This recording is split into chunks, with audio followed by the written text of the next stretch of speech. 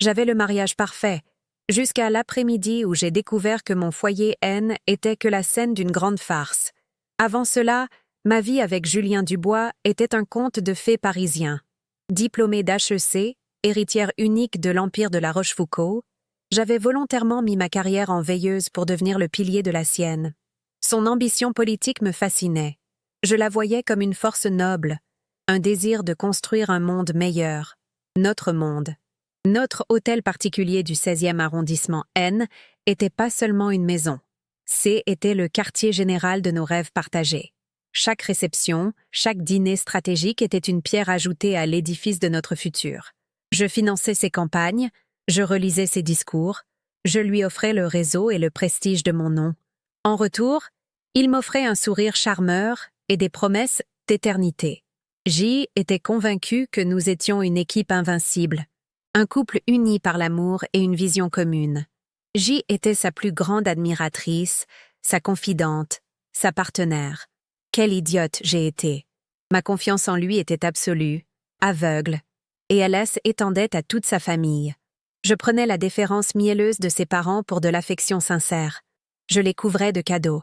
Je les invitais dans nos résidences secondaires, croyant naïvement que J était la fille qu'il n'avait jamais eue. En réalité, il ne voyait en moi qu'un coffre-fort ambulant portant le nom de La Rochefoucauld. Quant à Julien, je confondais son complexe d'infériorité avec une détermination admirable. Son ressentiment envers mon statut, je le traduisais en une volonté farouche de se montrer digne de moi. J était son plus grand atout, et ma seule faiblesse était de croire qu'il m'aimait pour mon esprit et non pour mon héritage. Il me disait souvent que J était trop bonne, trop pure pour le monde cynique de la politique. C était un compliment empoisonné, une façon de me maintenir dans ma cage dorée, de s'assurer que je ne regarderais jamais de trop près ses véritables manœuvres. Il me sous-estimait, et c'est précisément ce qui a causé sa perte. Le jour de notre anniversaire de mariage, j'ai quitté une réunion du conseil d'administration plus tôt, le cœur léger, une bouteille de son champagne préféré à la main. Je voulais le surprendre. La maison était étrangement silencieuse, une quiétude qui, rétrospectivement, était un présage. En montant l'escalier, j'ai entendu des voix provenant de son bureau. J'ai souri, pensant qu'il était en pleine réunion de travail, toujours aussi dévoué. J'allais l'attendre dans notre chambre, mais une curiosité inhabituelle m'a poussé à m'approcher de la porte entr'ouverte. Je voulais juste jeter un œil, voir le visage de l'homme que j'aimais, concentré et passionné. À travers la fente, je l'ai vu, non pas au téléphone, mais en visioconférence. Son visage était illuminé par l'écran, un sourire triomphant que je ne lui connaissais pas. À ses côtés virtuels se trouvait Valérie, sa conseillère en communication, et un homme d'âge mûr au regard sévère que je n'avais jamais vu. Mon sourire s'est figé. Quelque chose n'allait pas. Le ton de leur conversation n'était pas celui d'une réunion politique. C était conspirateur, excité. Ils parlèrent de moi, ils utilisaient des mots comme instabilité, comportement erratique, paranoïa. Valérie riait, décrivant comment elle avait réussi à convaincre notre majordome de témoigner de mes crises de larmes. Julien hochait la tête, l'air grave, mais ses yeux brillaient d'une avidité répugnante. Il construisait un dossier, une fiction méticuleuse conçue pour me dépeindre comme une femme fragile, au bord de l'effondrement nerveux. Chaque mot était un clou planté dans le cercueil de notre mariage, de la confiance que j'avais placée en lui. Je me tenais là, invisible, écoutant l'architecte de ma vie planifier la démolition de mon être même. Je ne comprenais pas encore le but final, mais je sentais le froid glacial de la trahison s'insinuer dans mes veines, paralysant chaque muscle, chaque pensée. C était un complot, et J était au centre de leur jeu sordide. Puis, j'ai entendu la phrase qui a fait voler en éclats le verre de ma réalité et m'a plongé dans un abîme de glace. L'inconnu, qui était visiblement un psychiatre, a demandé s'ils étaient sûrs que le juge accepterait la mise sous tutelle. Julien a éclaté d'un rire dédaigneux, un son qui restera à jamais gravé dans ma mémoire. « Ne t'en fais pas, le juge va tout gober », a-t-il dit, son arrogance suintant de chaque syllabe. Il s'est penché vers la caméra, savourant son moment. Une folle n'est pas apte à gérer un patrimoine. Le monde a cessé de tourner. Le son s'est éteint. Je pouvais voir leurs bouches bouger. Je les ai vus lever leur coupe de champagne à l'écran, trinquant à ma destruction, à leur victoire sur ma fortune, sur mon nom. Le choc n'a pas provoqué de larmes, ni de cris. Il a provoqué un vide absolu, une clarté terrifiante. Il ne s'agissait pas seulement d'infidélité. C était une exécution.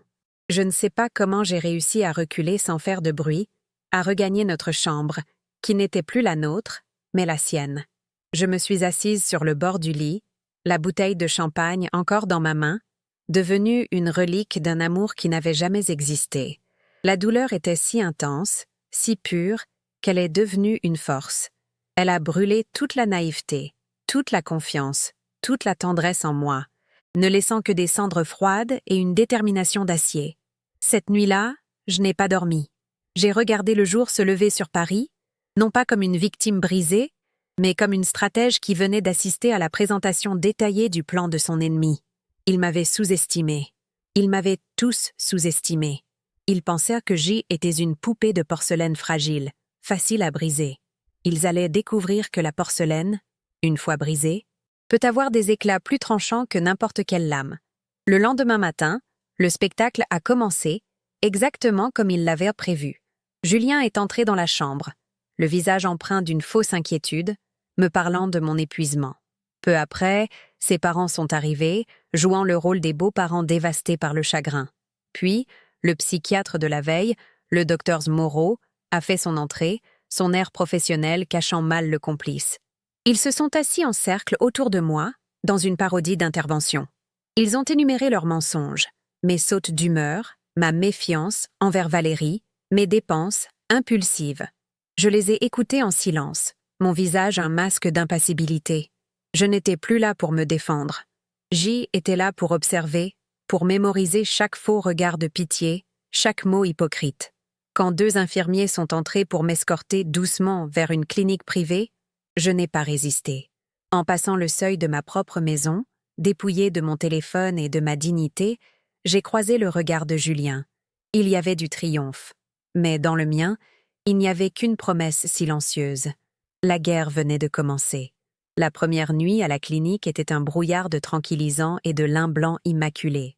Ils m'avaient placé dans une suite luxueuse, une cage dorée conçue pour étouffer les cris. Mais mon esprit, loin d'être anesthésié, était plus clair que jamais. Chaque parcelle de douleur était cristallisée en une seule pensée, la vengeance. Je n'étais plus Éléonore Dubois, l'épouse aimante. J était une entité froide, un problème stratégique à résoudre. Alors que j'analysais mes options limitées, la porte s'est ouverte sans bruit. Je m'attendais à une infirmière au sourire condescendant, prête à me servir ma dose de soumission chimique. J'ai levé les yeux, mon regard vide rencontrant le sien, et le monde s'est arrêté. Ce N n'était pas un étranger. C était le docteur Luc Richard, mon amour de jeunesse, l'homme qui m'avait connu avant que je ne devienne un nom sur un trust. La faille dans le plan parfait de Julien venait de franchir le seuil de ma cellule. La reconnaissance dans ses yeux fut instantanée. Une étincelle de surprise vite remplacée par une profonde inquiétude. Il a murmuré mon nom, pas celui de la patiente, mais celui de la femme qu'il avait connue. « Éléonore, qu'est-ce que tu fais ici ?» Sa voix, empreinte d'une sincérité que je n'avais pas entendue depuis des années, aurait dû me briser. Elle aurait dû ouvrir les vannes du chagrin et de la pitié. Mais il était trop tard pour les larmes. En cet instant, je n'ai pas vu un sauveur, mais une opportunité, une arme que le destin venait de placer entre mes mains. L'univers, dans son ironie cruelle, venait de me donner un allié au cœur même de la forteresse ennemie. Le pouvoir a basculé. Il pensait voir une victime fragile, une femme brisée ayant besoin de son aide. Il allait découvrir qu'il se tenait devant son nouveau commandant en chef. Mon chagrin n'était plus une faiblesse. Il était devenu le carburant d'une fureur glaciale et méthodique. Je l'ai fixé, laissant le silence étiré. Il s'attendait à des sanglots, à une supplique désespérée, à une explication confuse. Je ne lui ai rien donné de tout cela. Ma voix, quand elle est sortie, était méconnaissable, un timbre plat et dénué de toute inflexion, un instrument affûté pour la guerre à venir. « Luc » ai-je commencé, chaque mot pesé et calculé. Je ne vais pas te demander de m'aider à sortir d'ici. J'ai marqué une pause, le laissant absorber la surprise de ma déclaration. Puis j'ai porté le coup. Je veux que vous prétendiez me soigner. que vous jouiez leur jeu à la perfection. Mais en réalité, vous allez m'aider à réduire son monde en cendres. Le choc a traversé son visage. Il ne voyait plus la jeune étudiante passionnée d'HEC, mais une reine déchue qui planifiait sa reconquête depuis le fond de son donjon. La victime était morte, enterrée sous les décombres de mon mariage. La stratège venait de naître. Sans attendre sa réponse, je lui ai exposé les faits. Pas le récit d'une femme trahie, mais le rapport d'une analyste présentant une situation de crise. Le complot pour me faire interner, la phrase prononcée par Julien, leur objectif final, le contrôle total de l'empire de la Rochefoucauld. Je n'ai omis aucun détail. Chaque mot était une pièce à conviction, chaque silence une accusation. Je n'ai pas fait appel à sa pitié, mais à son intellect et à son sens de la justice. Tu me connais mieux que quiconque, Luc. Tu sais que je ne suis pas folle. Tu sais de quoi mon esprit est capable. Ses yeux brillaient d'une colère froide. Il comprenait l'ampleur de la monstruosité. Il n'a pas hésité. Il a simplement hoché la tête, un geste bref et déterminé. L'alliance était scellée. Mon premier soldat était recruté. Depuis ma prison de luxe, la guerre silencieuse contre la Maison du Bois pouvait enfin commencer. Il pensait m'avoir enfermé. En réalité, il venait de me donner le parfait quartier général. Le premier coup ne devait pas être bruyant, mais sismique. Il devait frapper les fondations de leur complot, non pas le mur de façade. Depuis ma chambre aseptisée, j'ai dicté mes instructions à Luc, dont le visage reflétait un mélange de fascination et d'effroi. La première étape était de contacter Maître Bernard, l'avocat historique de ma famille, un homme dont la loyauté envers mon père frisait la dévotion religieuse. Luc devait lui remettre en main propre une procuration que j'avais rédigée de mémoire. Ce document, en apparence anodin, était la clé d'une forteresse juridique que mon père avait bâtie des décennies plus tôt. Il ne s'agissait pas de simple méfiance, c'était la doctrine de la Rochefoucauld. Prévoir le pire pour garantir, l'éternité de notre héritage. Julien, dans son arrogance, n'avait jamais pris la peine de lire les statuts complexes du trust familial. Il allait recevoir sa première leçon de droit des affaires, et elle serait brutale. Luc a rempli sa mission avec une efficacité silencieuse. À peine une heure plus tard, Maître Bernard, alerté par un message codé que nous avions convenu, recevait l'enveloppe. J'ai imaginé la scène dans son bureau feutré près de la place Vendôme.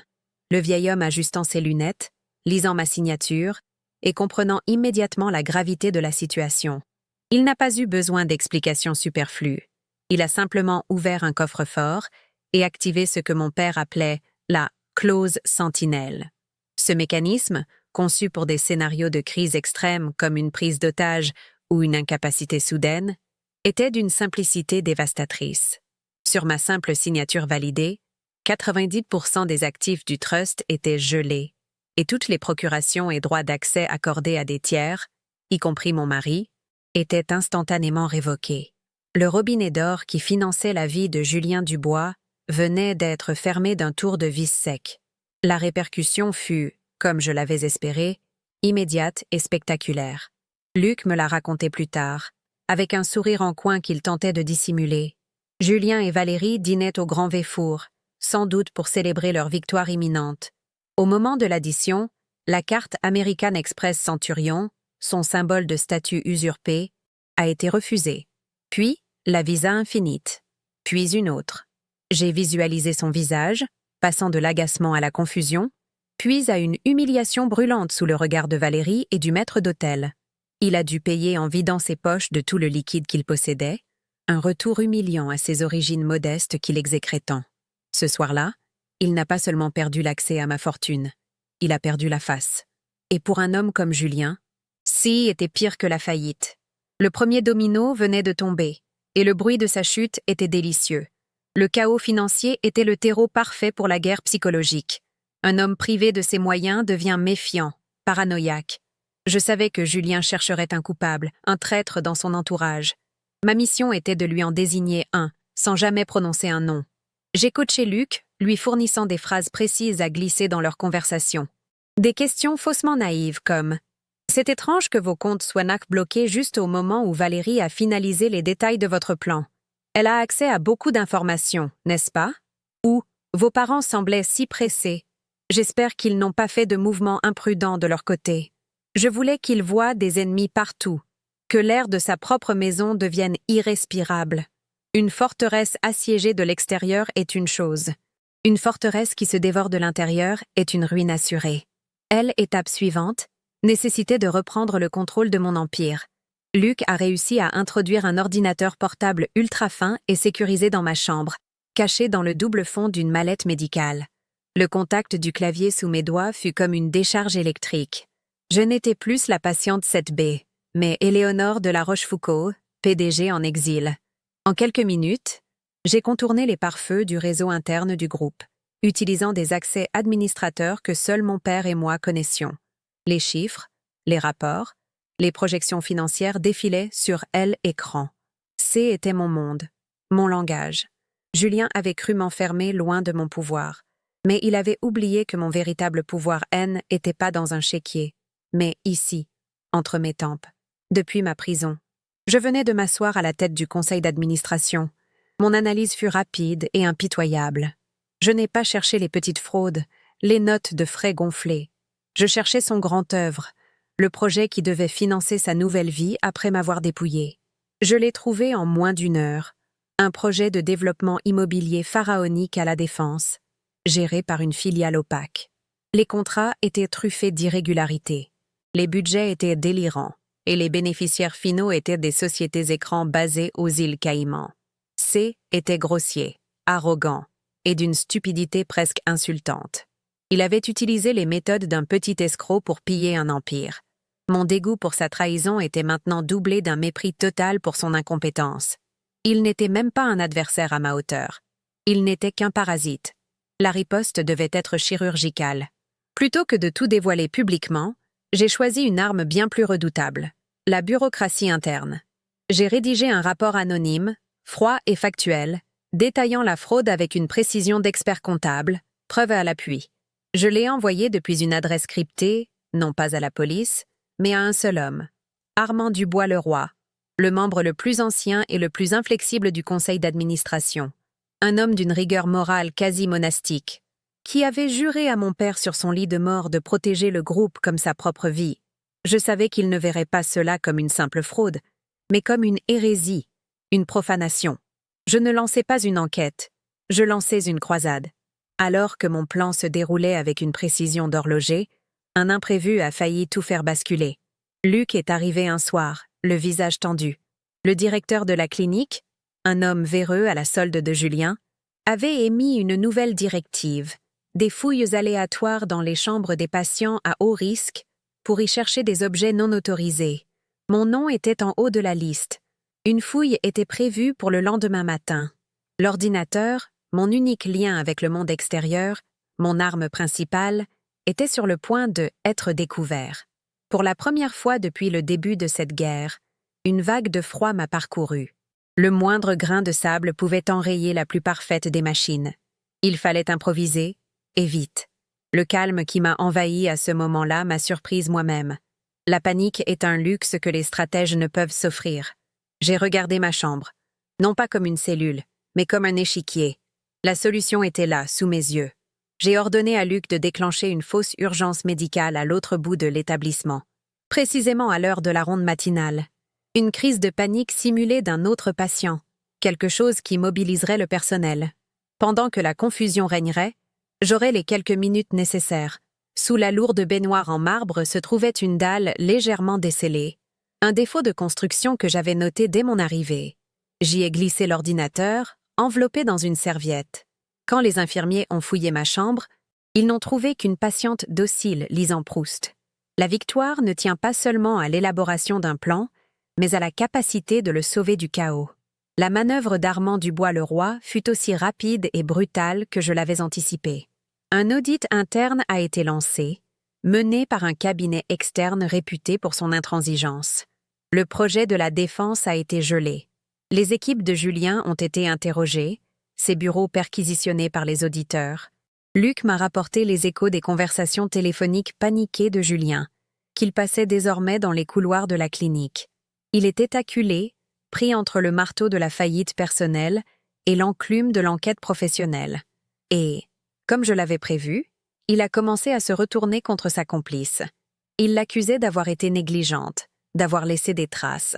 Les murmures de leur alliance se muaient en cris d'accusation. La paranoïa que j'avais semée commençait à porter ses fruits empoisonnés. Mon allié au cœur de la forteresse ennemie s'est avéré être un espion d'une valeur inestimable. Julien, désespéré et isolé, a commencé à se confier à Luc, le voyant comme la seule figure neutre et stable dans son monde qui s'effondrait.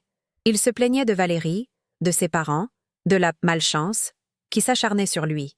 Guidé par mes instructions, Luc orientait les conversations, posant des questions qui poussaient Julien à admettre, bribe par bribe, elle, étendue de son complot contre moi. Chaque séance était enregistrée grâce à un micro dissimulé dans le stylo de Luc. J'y écoutais ces enregistrements le soir, non pas avec douleur, mais avec la froide satisfaction d'un procureur qui assemble les pièces à conviction d'un dossier irréfutable. Chaque mot arrogant, chaque mensonge était une brique de plus pour le mur de sa future prison. La contagion financière s'est étendue à ses parents. L'allocation mensuelle extrêmement généreuse que je leur versais, prétendument pour leurs frais médicaux, a été coupée net. Leur train de vie opulent à Neuilly-sur-Seine, entièrement financé par ma bienveillance naïve, s'est évaporé du jour au lendemain. Les appels à leur fils sont devenus frénétiques, passant de l'inquiétude feinte à la plainte acrimonieuse. Luc m'a décrit comment Julien les évitait, exaspéré par leurs lamentations. Ces deux parasites, qui avaient aussi volontiers participé à ma destruction, découvraient que la source de leur confort était tarie. Leur panique était qu'un bruit de fond dans ma symphonie de la vengeance, mais elle ajoutait une pression constante et bienvenue sur le maillon faible de la chaîne. Mon mari, Valérie Monnier, elle, était pas une simple parasite. Était une prédatrice, et son instinct de survie était bien plus aiguisé. Privée de l'accès au fonds illimité de Julien, elle a rapidement changé de comportement. Luc a observé leur rencontre à la clinique. Elles étaient devenues tendues, glaciales. Elle voyait le navire couler et cherchait déjà une chaloupe de sauvetage. Je connaissais son type par cœur. Une loyauté purement transactionnelle. Tant que Julien représentait le pouvoir et l'argent, elle était son ombre. Maintenant qu'il en était plus qu'un homme endetté et soupçonné de fraude, il devenait un boulet. Je savais qu'elle le trahirait. Ma seule tâche était de lui en donner la parfaite occasion, au moment le plus dévastateur pour lui. Pour accélérer leur rupture, j'ai orchestré un second coup psychologique, plus subtil, mais infiniment plus toxique. J'ai demandé à Luc de glisser une information capitale à Julien lors d'une de leurs séances. Il devait lui confier, l'air grave et confidentiel, qu'il avait entendu une rumeur. Les auditeurs d'Armand Dubois-Leroy soupçonnaient une fuite provenant de l'équipe de communication de Julien. Il n'a même pas eu besoin de mentionner Valérie. Dans l'esprit paranoïaque de mon mari, l'équation était simple et immédiate. Valérie, la seule à connaître tous les détails, le trahissait pour sauver sa propre peau. Le poison de la suspicion, que j'avais instillé goutte à goutte, venait d'atteindre son cœur. Leur alliance, déjà fissurée, s'est brisée. L'acte de la guerre silencieuse touchait à sa fin. Mon ennemi était en état de siège. Julien était financièrement exsangue, professionnellement condamné et psychologiquement dévasté, enfermé dans une prison de méfiance où chaque allié était un traître potentiel. Sa maîtresse le méprisait, ses parents le harcelaient, il se débattait dans une toile dont il ne voyait pas l'araignée. Il maudissait ses rivaux en affaires, les membres du conseil, le monde entier, mais jamais, pas un seul instant, il n'a tourné son regard vers la clinique privée où sa folle de femme lisait tranquillement des classiques de la littérature française. Il avait brisé la poupée de porcelaine, sans se douter que chaque éclat était devenu une lame. Les défenses étaient tombées. Il était temps de préparer l'assaut final. La première fissure dans son armure est apparue non pas comme un cri, mais comme un silence. Luc m'a rapporté que les visites de Julien étaient devenues erratiques. Il arpentait le couloir devant ma chambre, le téléphone collé à l'oreille, sa voix un mélange de supplications et de menaces voilées. Il était à court d'argent, à court d'options et, surtout, à court de temps. Les auditeurs d'Armand Dubois-Leroy resserraient à leur étau, et chaque jour qui passait le rapprochait de l'abîme. Il était plus le prédateur confiant que j'avais vu trinquer à ma perte. Il était devenu un animal traqué, sentant les murs de la cage se refermer sur lui. Sa paranoïa, que j'avais si soigneusement cultivée, était maintenant une fièvre qui consumait le peu de rationalité qui lui restait. Il cherchait désespérément une issue, Une solution rapide et définitive. Et dans son esprit tordu, cette solution, était moi. Sa prochaine action fut d'une prévisibilité navrante, une démonstration parfaite de la lâcheté qui le caractérisait. Il a demandé un entretien privé avec Luc, non pas dans le bureau formel du médecin, mais dans le petit jardin de la clinique, un lieu qu'il pensait sans surveillance. Il a commencé par des platitudes, s'enquérant de ma santé, avec une sollicitude qui sonnait aussi faux qu'une promesse d'homme politique. Puis, il a changé de ton. Il a parlé de la lenteur, de mon traitement, de la nécessité d'une approche plus agressive pour ma guérison. Chaque mot était un euphémisme pour la violence qu'il voulait m'infliger. Il ne voulait pas me soigner. Il voulait m'effacer. Il voulait que la femme brillante qu'il avait épousée disparaisse à jamais sous un brouillard chimique, la rendant incapable de témoigner, de penser, de se battre. Il voulait transformer son mensonge en une réalité pharmacologique. Le moment de la proposition fut, d'après le récit de Luc, à la fois grotesque et terrifiant. Julien a sorti de sa poche une enveloppe épaisse, la glissant sur le banc entre eux comme un accessoire de film noir de série B. Il a parlé d'une prime de risque, d'une compensation pour les gros soins exceptionnels que Luc pourrait me prodiguer. Il voulait que Luc augmente mes doses de sédatifs à un niveau dangereux, qu'il introduise de nouvelles molécules dans mon protocole, des substances connues pour leurs effets dévastateurs sur la mémoire et les fonctions cognitives. Il me décrivait non pas comme sa femme, mais comme un problème à éliminer. Luc, jouant le rôle du médecin véreux mais prudent, a écouté sans ciller, son visage un masque de cupidité feinte. L'enregistrement de cette conversation, capté par le micro dissimulé dans son stylo, allait devenir la pierre angulaire de mon accusation. Pendant ce temps, les parents Dubois, privés de leur rente mensuelle, ont tenté leur propre offensive. Ils ont débarqué à la clinique sans prévenir, exigeant de me voir. Ils n'ont pas joué la carte de l'inquiétude cette fois, mais celle de l'indignation. Ils m'ont accusé d'ingratitude, de cruauté, de saboter la carrière de leur fils, par pure méchanceté. Leur performance était spectaculaire dans sa vulgarité. Debout dans ma chambre, ma belle-mère a pointé un doigt accusateur vers moi. Ses bijoux clinquants, tous offerts par moi, scintillant sous la lumière blafarde. Elle m'a traité de folle, de vipère, me menaçant de révéler à tout Paris qui j'y étais vraiment. J'ai simplement hoché la tête, un léger sourire aux lèvres, tandis qu'une caméra miniature, cachée par Luc dans un détecteur de fumée, enregistrait leur tirade. Ils venaient de me fournir la preuve de leur complicité active et de leur mobile purement financier.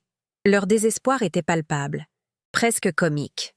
Mon beau-père, un homme habituellement effacé, a pris le relais, me suppliant de revenir à la raison, ce qui, dans son langage, signifiait rouvrir le robinet financier.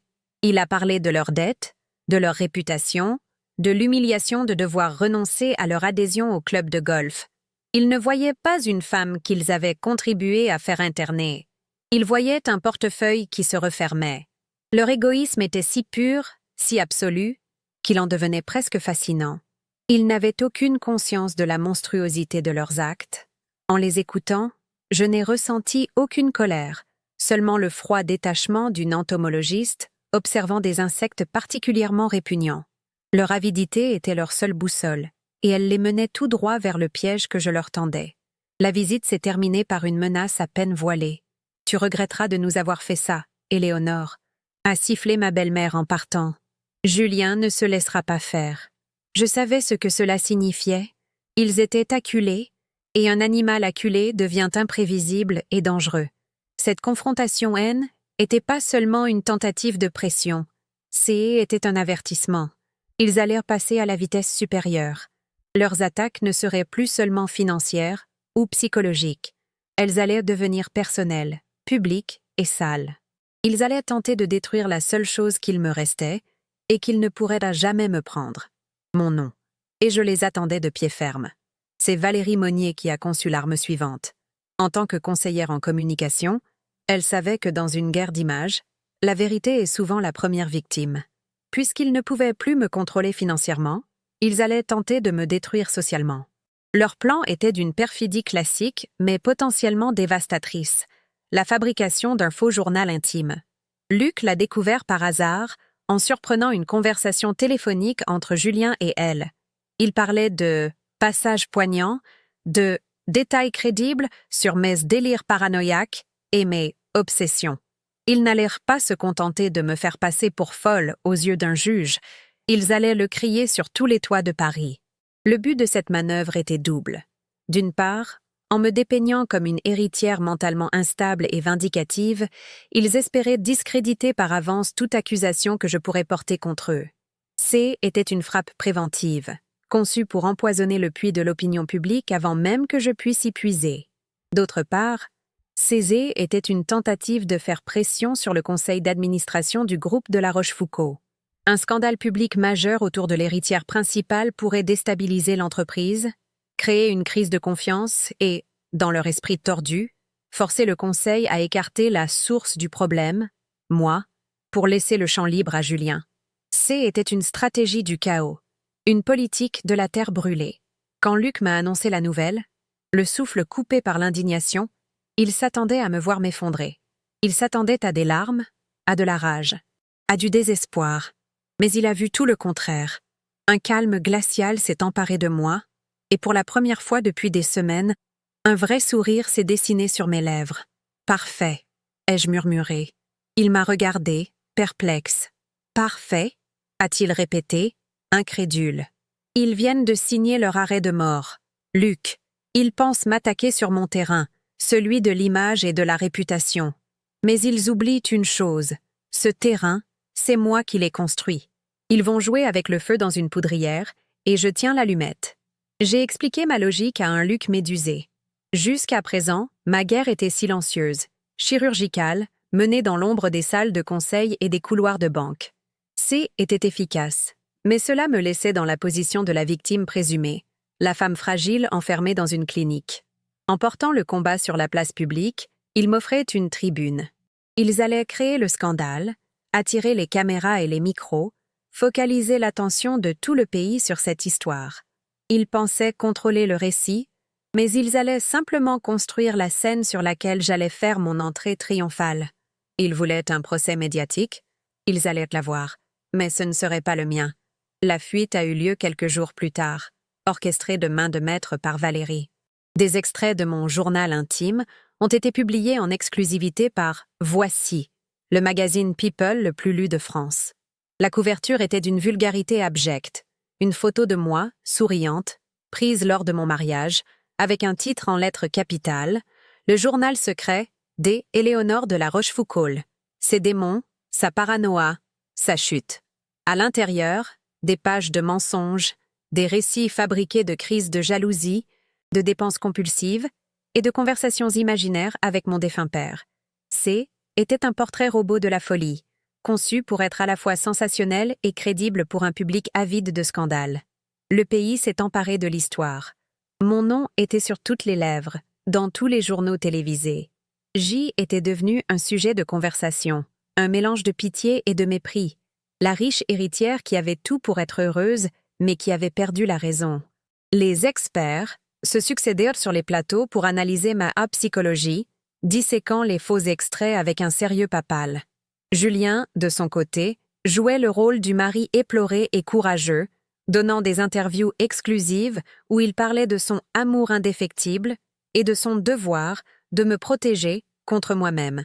Sa performance était digne d'un César, mais chaque mot qu'il prononçait était une pelletée de terre de plus sur sa propre tombe. L'impact sur le groupe a été immédiat, comme il l'avait espéré. L'action a chuté de plusieurs points. Les membres du conseil d'administration étaient paniqués, harcelés par les journalistes. Armand Dubois-Leroy a convoqué une réunion de crise. Tout se déroulait selon leur plan. Ils avaient créé le chaos parfait. Ils pensaient que j'étais piégée, impuissante, regardant ma réputation et mon héritage partir en fumée depuis ma chambre d'hôpital. Ils ne pouvaient pas imaginer que chaque article, chaque reportage, chaque commentaire indigné ne faisait que tendre un peu plus le ressort de mon piège. Ils avaient attiré l'attention du monde entier, et était exactement ce que je voulais. Le public était maintenant captif, attendant le prochain acte. Maître Bernard, mon avocat, a été mon premier coup dans cette nouvelle phase de la guerre. Sur mes instructions, transmises par Luc, il a publié un communiqué de presse d'une sobriété glaciale.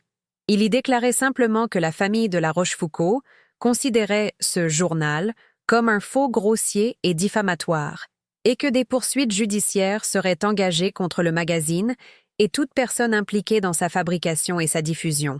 Il a ajouté une phrase, une seule, qui a semé le doute dans l'esprit des observateurs les plus attentifs. La vérité sur l'état de santé de Madame Dubois et les circonstances de son hospitalisation sera révélée en temps et en lieu voulu, et elle sera bien plus choquante que cette fiction pathétique. Cette déclaration a agi comme un contre-feu. Elle n'a pas nié ma présence en clinique, ce qui l'a rendue crédible, mais elle a introduit un élément de mystère, de complot. Elle a transformé une histoire de folie privée en une possible affaire criminelle. Les médias, sentant une histoire encore plus juteuse, ont commencé à changer leur angle. Les questions ont commencé à fuser. Pourquoi la famille de la Rochefoucauld, si discrète d'habitude, parlait-elle de circonstances? Qui avait intérêt à faire passer Éléonore pour folle? Le récit que Julien et Valérie avaient si soigneusement construit commençait à se fissurer. Ils voulèrent me faire passer pour paranoïaque, mais ma contre-attaque suggérait qu'il y avait peut-être de bonnes raisons de l'être. Pendant que la tempête médiatique faisait rage, je me préparais. Mon corps, libéré des sédatifs que Luc remplaçait par des placebos depuis des semaines, retrouvait sa force. Mon esprit, affûté par des heures d'analyse stratégique, était une arme prête à l'emploi. J'ai passé mes journées à répéter avec Luc le déroulement du coup de grâce. Il serait mon témoin clé, celui qui ferait basculer l'opinion et la justice. Nous avons examiné chaque enregistrement, chaque document, chaque preuve, les organisant en une narration implacable et dévastatrice. Je n'allais pas seulement me défendre, j'allais livrer une mise à mort publique, une exécution en direct de leur réputation, de leur liberté et de leur avenir. Leur erreur fatale a été de me sous-estimer jusqu'au bout. Même face au communiqué de mon avocat, Julien est resté arrogant. Luc l'a entendu dire à Valérie au téléphone, « C'est un bluff. Elle est enfermée, shootée aux médicaments. C'est le vieux Bernard qui tente de sauver les meubles. Qu'est-ce qu'elle peut faire ?» Cette phrase résumait toute sa vision de moi. Une chose fragile, passive, une variable négligeable dans sa propre équation. Il ne pouvait pas concevoir que la femme qu'il avait méprisée et enfermée était en train de tirer les ficelles depuis le début. Il regardait le plateau de jeu, convaincu d'être le joueur, sans voir la main géante qui déplaçait toutes les pièces autour de lui. La pression sur le conseil d'administration a atteint son paroxysme. Armand Dubois-Leroy, bien que convaincu de la fraude de Julien, était déstabilisé par le scandale public. Il a cédé à la demande de Julien de convoquer une assemblée générale extraordinaire. L'objectif officiel était de clarifier la situation et de rassurer les actionnaires. L'objectif réel de Julien était de profiter de la crise pour demander la mise sous tutelle de l'entreprise, arguant de mon incapacité à la diriger et de se faire nommer administrateur provisoire. Était son coup d'État, son assaut final pour prendre le contrôle total du groupe. Il venait de me fixer le lieu et l'heure de notre confrontation finale. Luc a obtenu une copie de l'ordre du jour. La réunion devait avoir lieu dans une semaine. Dans l'auditorium du siège social du groupe, place Vendôme. Des centaines de personnes seraient présentes, les membres du conseil, les principaux actionnaires, et bien sûr, la presse financière, invités pour assister à la transition en douceur que Julien avait promise. Il voulait des témoins pour légitimer sa prise de pouvoir. Il allait avoir des témoins, mais pour assister à sa chute. En lisant le document, j'ai senti une montée d'adrénaline pure. La fin de la partie approchait. Tous les acteurs seraient réunis sur la même scène. Le rideau allait se lever sur le dernier acte de la tragédie des Dubois. J'ai passé les jours suivants dans une concentration absolue. J'ai cessé de suivre les nouvelles. Le bruit extérieur n'avait plus d'importance. Mon univers se résumait à ma chambre, à mon ordinateur et aux conversations stratégiques avec Luc et Maître Bernard. J'ai préparé mon intervention comme un général prépare une bataille décisive. Chaque phrase était pesée, chaque preuve était numérotée, chaque projection sur l'écran était chronométrée à la seconde près. Je n'ai laissé aucune place à l'improvisation. Mon retour ne devait pas être un plaidoyer émotionnel, mais une démonstration de force, une exécution clinique et implacable. La veille de l'assemblée, Luc m'a apporté le vêtement que j'avais demandé à Maître Bernard de récupérer chez moi. Un tailleur Chanel d'un noir profond, sobre et puissant. En le touchant, j'ai senti la femme que j'y étais avant, elle, épouse confiante, s'effacer complètement. Elle était morte dans le couloir de cet hôtel particulier. Celle qui allait porter ce tailleur demain était quelqu'un d'autre. Une reine revenue d'exil pour réclamer son trône, non pas par droit de naissance, mais par la force de son intelligence et de sa volonté. Il ne s'agissait plus de vengeance. Il s'agissait de rétablir l'ordre. Luc est entré dans ma chambre une dernière fois ce soir-là. Il n'y avait plus de relation médecin-patient entre nous. Il y avait une camaraderie née dans l'adversité. « Tu es prête ?» m'a-t-il demandé. Une lueur d'admiration dans les yeux. J'ai hoché la tête, mon regard fixé sur les lumières de Paris qui scintillaient au loin. Ils m'ont accusée d'être folle, ai-je dit d'une voix calme. Demain, je vais leur montrer ce qu'est la véritable folie. C'est de déclarer la guerre à quelqu'un qui n'a absolument plus rien à perdre. La nuit était tombée sur la ville, mais dans mon esprit, l'aube d'un nouveau jour se levait déjà. Un jour de jugement. Julien, quant à lui, passait sa dernière soirée en homme libre dans une suite du Ritz, se préparant pour son couronnement. Il a donné une dernière interview à un journaliste du Figaro, se présentant comme le sauveur de l'empire de la Rochefoucauld, l'homme providentiel qui allait guider le groupe à travers la tempête. Il parlait de stabilité, de vision à long terme, de responsabilité. Il était tellement ivre de sa propre fiction qu'il la croyait vraie. Il ne savait pas que chaque mot qu'il prononçait était une épitaphe. Il était au sommet de son arrogance, juste avant la chute la plus vertigineuse que le tout Paris ait jamais connue. Leur escalade avait été brutale. Ils avaient tenté de me droguer, de me salir publiquement, de me voler mon nom et mon héritage. Ils avaient transformé une guerre de succession en une lutte pour ma survie. En faisant cela, ils avaient anéanti toute possibilité de pitié, toute place pour la nuance. Ils avaient justifié ce qui allait arriver. Ils ne méritaient pas une défaite, ils méritaient une annulation. Une suppression totale de l'échiquier. Ma vengeance ne serait pas seulement une victoire, elle serait une leçon gravée dans la mémoire collective du monde des affaires et de la haute société parisienne pour les décennies à venir. Le matin de l'Assemblée générale, je n'ai pas pris le petit déjeuner. Mon estomac était noué, non pas par la peur, mais par une anticipation électrique. J'ai enfilé mon tailleur noir. Il était comme une armure. Chaque couture, chaque bouton semblait me donner de la force. J'ai coiffé mes cheveux en un chignon strict, ne laissant aucune mèche s'échapper. Mon visage, dans le miroir, était celui d'une étrangère. Les yeux n'étaient plus ceux d'Éléonore Dubois, elle, épouse trompée, mais ceux d'Éléonore de la Rochefoucauld, la prédatrice. Il n'y avait ni haine ni joie dans mon regard, seulement une détermination absolue. Luc est venu me chercher. Il ne portait pas sa blouse blanche de médecin, mais un costume sombre, comme s'il se rendait à des funérailles. D'une certaine manière, était le cas. Nous avons quitté la clinique par une porte de service, où une voiture avec chauffeur, envoyée par maître Bernard, nous attendait. Personne ne nous a vus partir. Pour le monde, et surtout pour mes ennemis, J était toujours la patiente 7B, enfermée et neutralisée. Elle, élément de surprise, serait total. C était la dernière pièce maîtresse de ma stratégie. Apparaître non pas comme une fugitive, mais comme une souveraine arrivant à son propre couronnement. Dans la voiture qui nous menait vers la place Vendôme, le silence était total. Je regardais défiler les rues de Paris, cette ville qui avait été le théâtre de mon bonheur illusoire et qui allait devenir celui de ma renaissance. Je n'étais pas nerveuse. J était sereine. J'avais visualisé cette scène des centaines de fois. Chaque mot que j'allais prononcer, chaque regard que j'allais lancer, chaque silence que j'allais imposer, J était prête. Le piège était en place, l'appât avait mordu, le public était installé. Il ne restait plus qu'à faire tomber le couperet. Nous sommes arrivés devant le siège du groupe. Maître Bernard nous attendait dans le hall majestueux, un dossier en cuir à la main. Il a incliné la tête, un signe de respect, qui en disait long. « Oh, Madame la Présidente ?» a-t-il dit simplement, anticipant l'issue de la journée. « Ils sont tous là. La salle est pleine. J'ai pris une profonde inspiration, non pas d'air, mais de pouvoir. J'ai senti le poids de mon nom, de mon héritage, non plus comme un fardeau, mais comme une arme.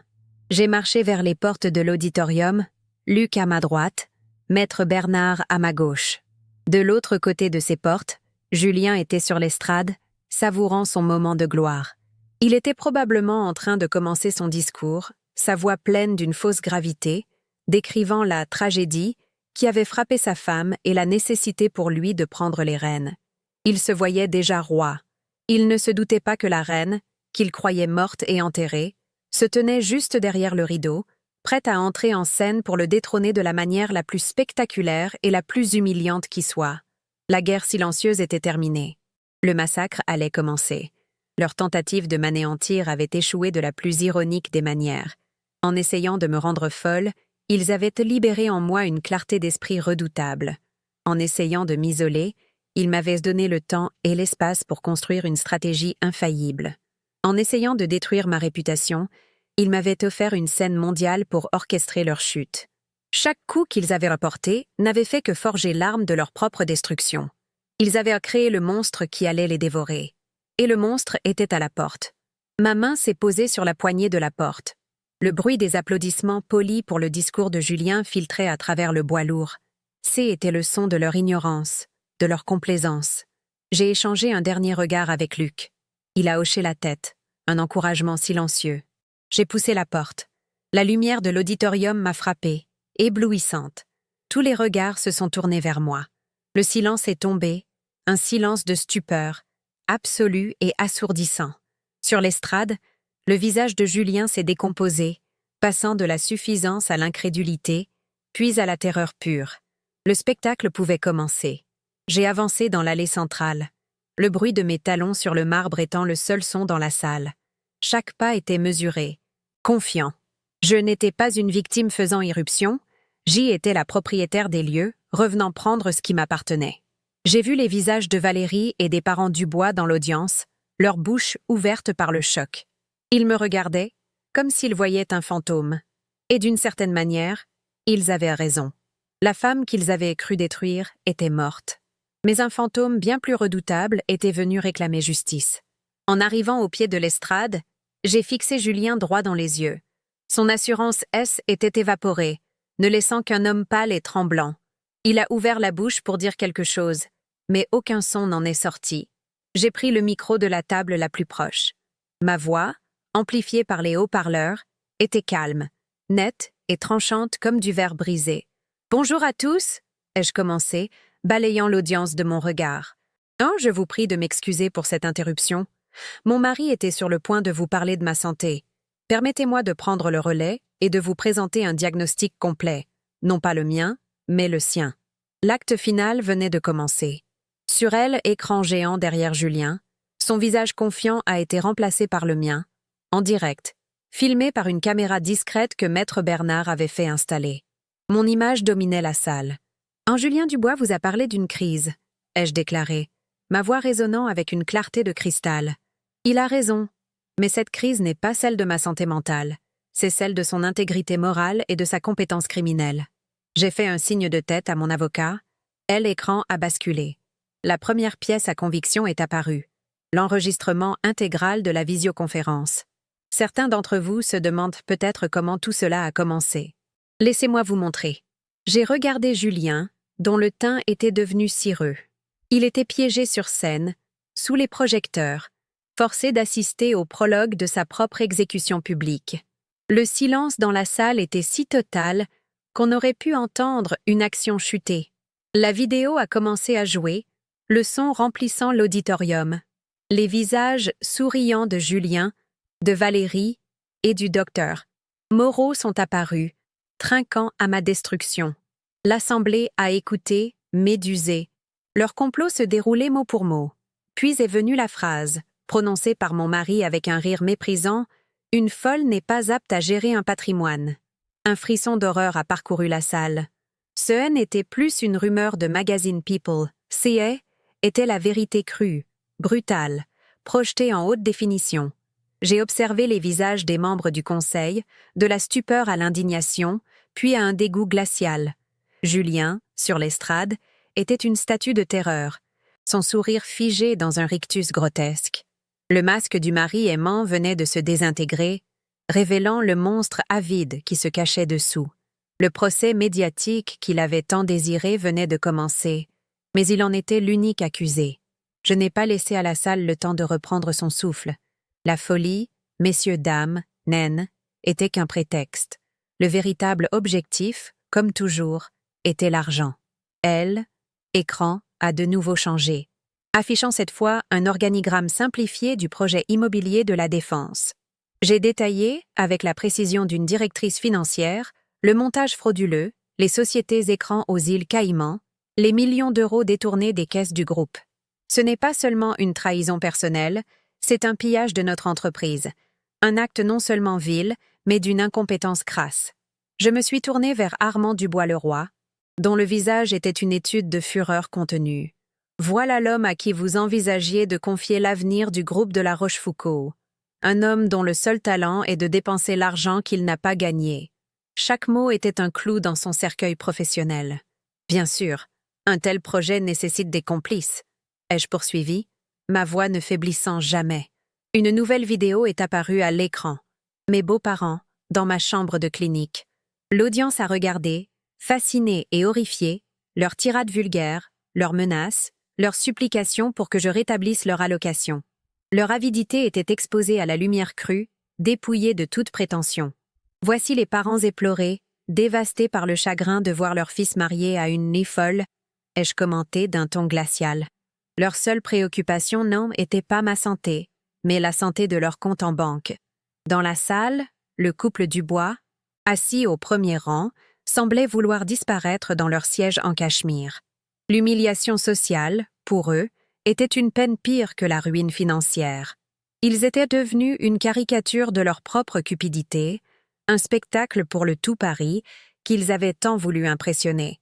Mon regard s'est ensuite posé sur Valérie Monnier, qui était devenue livide. Et enfin, l'architecte de ma chute publique, Madame Monnier, experte en communication, qui a eu l'idée brillante de fabriquer un faux journal intime. Un document d'analyse graphologique est apparu, prouvant la supercherie. Mais le talent de Madame Monnier ne s'arrête pas là. Elle est également très douée pour la trahison. J'ai fait un signe, et un enregistrement audio a retenti. Était la voix de Valérie, lors de son faux entretien d'embauche, décrivant Julien comme un « imbécile prétentieux » et admettant avoir orchestré la fuite dans la presse pour créer un levier de négociation. Elle se condamnait avec ses propres mots, son arrogance devenant l'instrument de sa propre destruction. Son avenir professionnel venait de s'évaporer en direct devant des centaines de témoins. Elle n'était plus une stratège, juste une complice qui avait choisi le mauvais camp. Le silence est revenu, plus lourd, plus tendu que jamais. Julien a tenté de me faire interner. Il a tenté de voler cette entreprise. Il a tenté de détruire ma réputation. Mais il a fait une dernière tentative, plus désespérée, plus monstrueuse que toutes les autres. J'ai fait un pas de côté. Je vous présente le docteur Luc Richard. Luc s'est avancé vers le podium, son calme contrastant avec le chaos ambiant. Je certifie que Madame de La Rochefoucauld est et a toujours été en parfaite possession de ses moyens, a-t-il déclaré d'une voix forte. En revanche, je peux vous faire écouter la proposition que M. Dubois m'a faite il y a 10 jours. L'enregistrement de la tentative de corruption a commencé. La voix de Julien, suppliante et sinistre, offrant de l'argent pour qu'on me drogue jusqu'à l'incapacité permanente, a empli la salle. Était le son du mal à l'état pur. L'Assemblée a retenu son souffle, unanime dans son horreur. Alors que les derniers mots de Julien résonnaient encore, les portes du fond de l'auditorium se sont ouvertes une nouvelle fois.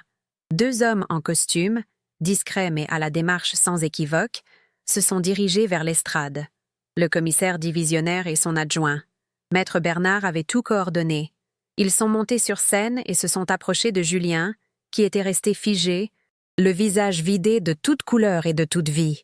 « Julien Dubois, nous vous arrêtons pour séquestration, tentative d'empoisonnement, fraude aggravée et association de malfaiteurs. » Il n'a pas résisté. Il s'est effondré, une marionnette dont on venait de couper les fils. D'autres officiers se sont dirigés vers Valérie et les parents Dubois, les invitant à les suivre. Le grand spectacle de leur ascension sociale se terminait par une sortie sous escorte policière, la plus grande humiliation qu'ils pouvaient imaginer. Le piège S était refermé. Seul sur l'estrade, j'ai regardé les débris de leur vie être emportés. Le silence a persisté un instant, puis un son unique l'a brisé. Armand Dubois-Leroy, debout, a commencé à applaudir. Lentement, respectueusement. Puis un autre membre du conseil l'a imité, puis un autre, jusqu'à ce que toute la salle soit debout, m'offrant une ovation tonitruante. Ce N était pas de la pitié. C était du respect. Il n'applaudissait pas la victime, mais la stratège. Pas l'héritière, mais la reine qui venait de reconquérir son royaume par la force de son intelligence. J'ai balayé la salle du regard, sans un sourire, sans une larme. La douleur m'avait transformée. La vengeance m'avait redéfinie. Éléonore Dubois était morte. Devant eux se tenait Éléonore de la Rochefoucauld, présidente directrice générale. Et mon règne ne faisait que commencer. Après le départ de la police, un silence de cathédrale s'est abattu sur l'auditorium. Les actionnaires et les membres du conseil me regardaient, non plus comme une curiosité ou une victime, mais avec une forme de crainte respectueuse. Je n'ai ressenti ni joie, ni soulagement, ni même la chaleur de la victoire. Seulement la froide satisfaction d'un plan exécuté à la perfection, d'une équation mathématique dont le résultat était inéluctable. J'ai repris le micro, ma voix toujours aussi égale. L'Assemblée générale extraordinaire est levée. Le conseil d'administration se réunira dans mon bureau dans 1 heure. Il n'y avait aucune place pour la discussion. J'avais repris le contrôle non par un vote, mais par une démonstration de force absolue. Le règne de la faiblesse était terminé. Le mien commençait, non pas sur les cendres de mon ancienne vie, mais sur les fondations d'acier que j'avais forgées dans le feu de la trahison. Le sort de Julien fut réglé avec une efficacité juridique implacable. Les preuves que nous avions présentées étaient si accablantes que la mise en examen fut immédiate. Placé en détention provisoire à la prison de la Santé, il fut dépouillé de tout ce qui faisait son identité, ses costumes sur mesure, son statut social, sa liberté. Les médias, qui l'avaient reporté au nu, se délectèrent de sa chute, le dépeignant comme l'escroc du siècle, le parvenu déchu. Son procès fut une simple formalité. Il a été condamné à une lourde peine de prison, une sentence qui garantissait qu'il ne reverrait la lumière du jour en homme libre qu'à un âge où son charisme et son ambition ne seraient plus que de lointains souvenirs. Il a tenté de faire appel, de plaider la manipulation, mais personne ne l'a écouté. Hélène n'était plus qu'un nom dans un dossier, une anecdote sordide dans les annales judiciaires de Paris. Il avait voulu m'effacer. Il s'est effacé lui-même. Valérie Monnier, l'architecte de ma diffamation, a subi un sort peut-être pire encore pour une femme de son ambition. Condamnée à une peine de prison avec sursis pour sa complicité, sa véritable punition fut professionnelle. Son nom est devenu synonyme de trahison et de manque d'éthique. Mise au ban de toutes les agences de communication de Paris, elle a dû vendre son appartement pour payer ses frais de justice et a disparu dans l'anonymat d'une vie qu'elle avait toujours méprisée. Chaque fois qu'elle tenterait de se reconstruire, son nom sur un moteur de recherche la ramènerait à cette assemblée générale, à sa voix enregistrée se condamnant elle-même. Sa punition n'était pas les murs d'une prison, mais l'impossibilité d'échapper à sa propre réputation en ruine. Elle qui vivait pour l'image est morte par l'image. Quant aux parents Dubois, leur chute fut à la fois financière et sociale. L'opprobre public fut total. Leurs amis de Neuilly-sur-Seine leur ont tourné le dos, leurs invitations se sont taries, et le nom Dubois est devenu une tache indélébile. Accusés de complicité et de faux témoignages, ils ont évité la prison de justesse, mais ont été condamnés à rembourser jusqu'au dernier centime les sommes que je leur avais versées au fil des ans. Leur hôtel particulier a été saisi, leurs biens vendus aux enchères. Ils ont fini leur vie dans un petit appartement de banlieue, rongés par l'amertume et le regret, hantés par le souvenir de la fortune qu'ils avaient touchée du doigt avant que leur propre cupidité ne la transforme en cendres. Leur châtiment fut de vivre exactement la vie modeste et insignifiante qu'ils avaient tant cherché à fuir en me sacrifiant. Ma première action en tant que présidente directrice générale de facto fut un nettoyage par le vide. La réunion du conseil d'administration ne fut pas une discussion, mais une dictée d'ordre. J'ai annoncé l'annulation immédiate du projet de la défense, le licenciement de tous les cadres nommés par Julien et impliqués de près ou de loin dans ces malversations, et le lancement d'un audit complet de toutes les filiales. Armand Dubois-Leroy et les autres membres m'ont regardé avec une admiration non dissimulée.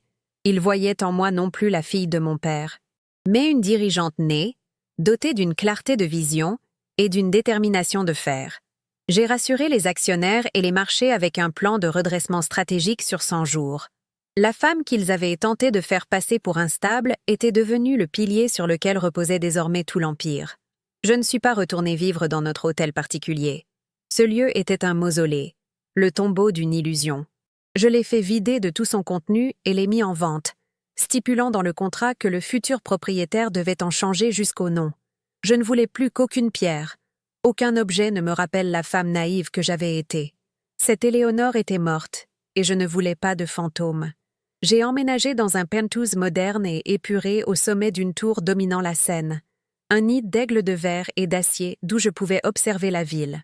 Ce n'était pas un foyer chaleureux, mais un quartier général. Un lieu qui ne reflétait pas l'amour, mais le pouvoir et le contrôle. Était le sanctuaire de la nouvelle Éléonore de la Rochefoucauld, une femme qui ne se laisserait plus jamais aveugler.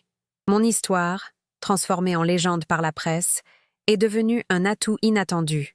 J'ai accordé une unique interview télévisée, non pas pour me plaindre, mais pour exposer ma vision pour le futur du groupe. Vêtue de blanc, calme et articulée, j'ai transformé le récit d'une trahison sordide en une parabole sur la résilience et la force.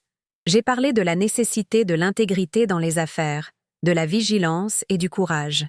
L'action du groupe de la Rochefoucauld, qui avait chuté, a non seulement retrouvé son niveau, mais a atteint des sommets historiques. J était devenue plus qu'une PDG. J était un symbole. La femme qu'ils avaient tenté de briser était devenue l'incarnation même de la solidité de son entreprise. Mon nom, qu'ils avaient voulu souiller, était désormais synonyme de puissance indomptable. Sous ma direction, le groupe a connu une ère de prospérité sans précédent.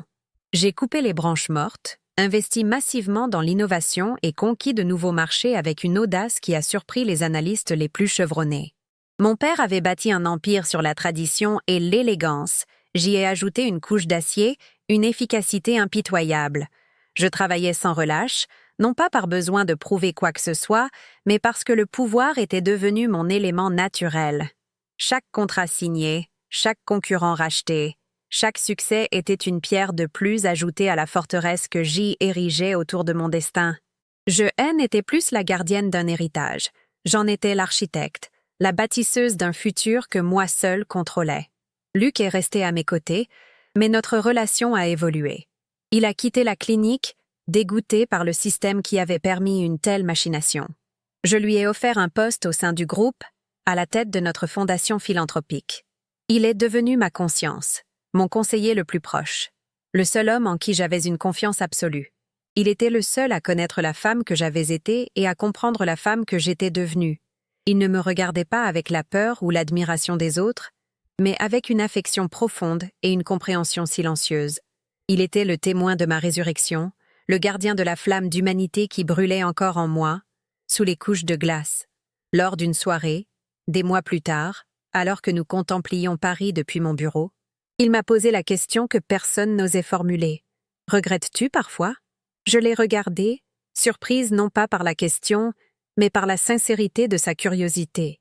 J'ai réfléchi un instant, mon regard balayant les lumières de la ville, cette mosaïque de millions de vies. « Je regrette la femme que j'ai dû tuer pour survivre, » ai-je répondu, ma voix plus douce qu'à l'accoutumée, mais je ne regrette pas celle que je suis devenue. La douleur est un feu étrange.